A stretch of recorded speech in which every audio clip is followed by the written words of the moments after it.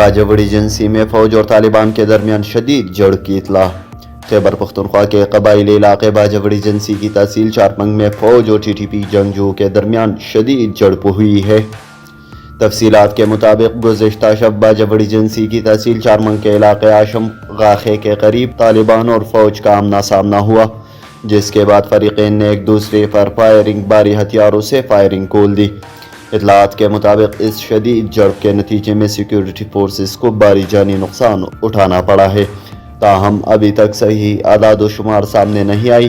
दूसरी जानिब जड़ की जिम्मेदारी कलअदम तहरीक तालिबान पाकिस्तान के तर्जुमान मोहम्मद खुरासानी ने कबूल की। खुरासानी ने मीडिया को तफसीलात जारी करते हुए कहा कि मंगल की रात को उनके जंगजू ने बाजवड़ एजेंसी की तहसील चारमंग के हाशम गाखे पोस्ट, बाजुआनो डेरई पोस्ट और हिलाल खेल फौजी कैंप पर हमले किए। तालिबान तर्जुमान ने अपने बयान में मजीद लिखा है कि ये हमले ऐसे वक्त में हुए जब फौज ने उनके साथियों की एक तश्कील के आगे रुकावटें डाली, जहां जंगजू ने वापसी के दौरान फौजी हिसार निकलने के लिए हमला किया, जिसमें 10 से ज़ायद फौजियों की हलाक व ज़ख्मी होने का कभी इम्कान है, जबकि उनके तमाम साथी महफूज रहे। अभी तक बाजवड़ एजेंसी के मकामी इंतज़ामिया और सिक्योरिटी इदारों ने मज़कूरा झड़पों के बारे में मीडिया को कोई बयान जारी नहीं किया है।